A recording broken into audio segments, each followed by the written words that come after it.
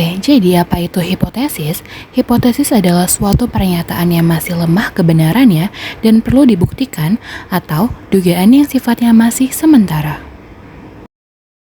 Sedangkan uji hipotesis adalah suatu prosedur yang akan menghasilkan suatu keputusan, yaitu keputusan menerima atau menolak hipotesis. Pada video kali ini, saya akan menjelaskan bagaimana cara melakukan uji one sample t-test menggunakan SPSS.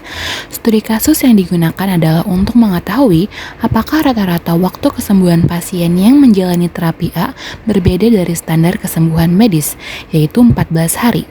Data yang digunakan berasal dari 20 pasien yang menjalani terapi A. Oke, jadi ini adalah data durasi kesembuhan dari 20 sampel pasien yang menjalani terapi A. Oke, jadi langkah pertama adalah membuat variabel. Pertama, kalian buka aplikasi IBM SPSS Statistik, kemudian masuk ke variabel view.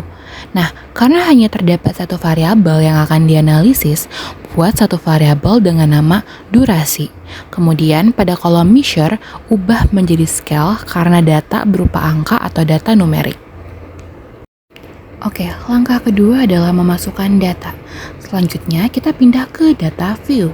Lalu, masukkan seluruh data durasi kesembuhan pasien sesuai dengan data penelitian yang telah diberikan. Lalu, pastikan semua data sudah dimasukkan dengan benar sebelum dilakukan analisis. Nah, langkah ketiga adalah membuka menu One Sample T-Test. Caranya pertama, setelah semua data selesai di-input, pilih menu Analyze, kemudian Compare Means, lalu klik One Sample T-Test. Kemudian akan muncul kotak dialog One Sample T-Test. Oke, langkah keempat adalah mengatur variabel. Pertama, masukkan variabel durasi ke bagian test variabel. Lalu selanjutnya pada kolom test value, masukkan angka 14 karena nilai tersebut merupakan standar waktu kesembuhan medis yang akan dijadikan pembanding. Setelah semuanya sudah benar, klik OK untuk melanjutkan analisis. Setelah SPSS selesai memproses data, akan muncul output hasil analisis.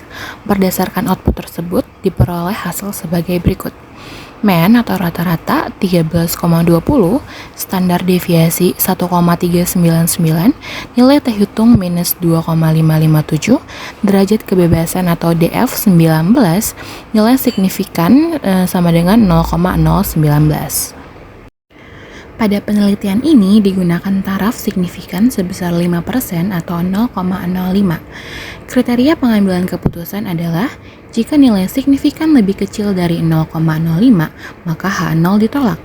Dan jika nilai signifikan lebih besar dari 0,05, maka H0 diterima.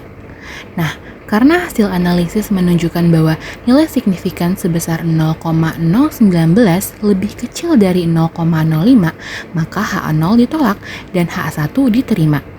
Artinya, rata-rata waktu kesembuhan pasien yang menjalani terapi A memang berbeda secara signifikan dari standar kesembuhan medis yang diterapkan, yaitu 14 hari.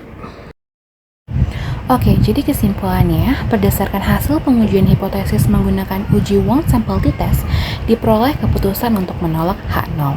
Hal ini menunjukkan bahwa rata-rata waktu kesembuhan pasien yang menjalani terapi A berbeda secara signifikan dari standar kesembuhan medis, yaitu 14 hari. Berdasarkan nilai rata-rata sampel yang diperoleh, waktu kesembuhan pasien yang menjalani terapi A cenderung kurang dari 14 hari. Dengan demikian, dapat disimpulkan bahwa terapi A itu menunjukkan waktu kesembuhan yang lebih cepat dibandingkan dengan standar kesembuhan medis.